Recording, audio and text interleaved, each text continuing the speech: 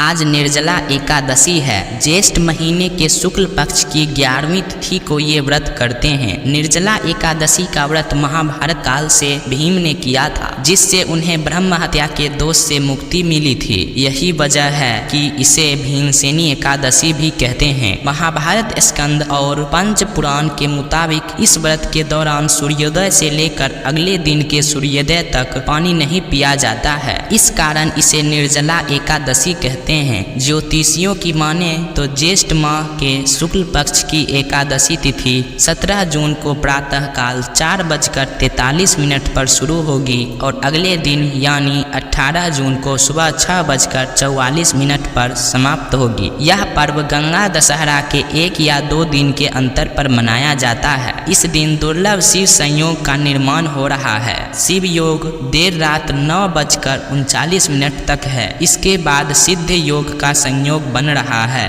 ग्रंथों का कहना है कि इस व्रत को विधि विधान से करने वाले लोग की उम्र बढ़ती है और मोक्ष मिलता है। तो दोस्तों, अब मैं आपको जानकारी के लिए बता दूं कि निर्जला एकादशी व्रत की सही पूजा विधि। इस व्रत में सूर्योदय से पहले उठना जरूरी होता है। फिर तीर्थ स्नान करने का विधान है। ऐसा ना कर पाए तो पानी में गंगा जल की कुछ बूंदें और 1 चुटकी तिल मिलाकर नहाते हैं। फिर व्रत करने का संकल्प लिया जाता है। इसके बाद उगते हुए सूरज को जल चढ़ाकर दिन की शुरुआत होती है। एकादशी तिथि के सूर्योदय से अगले दिन द्वादशी तिथि के सूर्योदय तक जल नहीं पिया जाता है और भोजन भी नहीं किया जाता है। साथ ही कुछ महत्वपूर्ण बातों का पालन करना चाहिए। विष्णु भगवान की पूजा, दान और दिन भर व्रत रखने का संकल्प लेना चाहिए। भगवान विष्णु की विधि विधान से पूजा करनी चाहिए। पीले कपड़े पहनकर पूजा करनी चाहिए। पूजा में पीले फूल और पीली मिठाई जरूरी शामिल करना चाहिए। इसके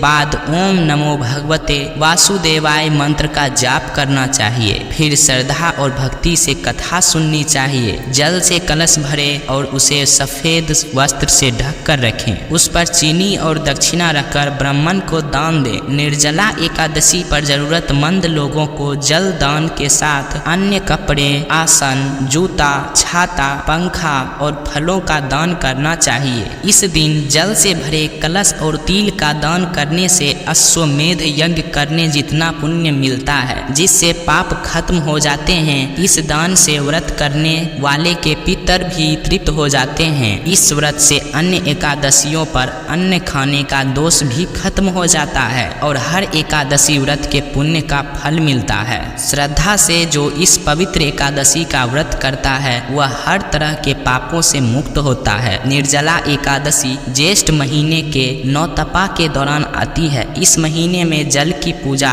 और दान करने का भी बहुत महत्व होता है। यही वजह है कि इस दिन पानी से भरे मटकों का दान करते हैं और जरूरतमंद लोगों को पानी पिलाया जाता है। इस तिथि पर तुलसी, पीपल और बरगद में भी पानी चढ़ाने से कई गुना पुण्य मिलता है। साधक 19 जून को सुबह 5:23 से लेकर सुबह 7:28 के मध्य स्नान, ध्यान, पूजा पाठ का पारण कर सकते हैं। पारण यानी व्रत तोड़ने से पहले अन्न और धन का दान अवश्य करें। आप अपनी आर्थिक स्थिति के अनुसार दान पुण्य कर सकते हैं।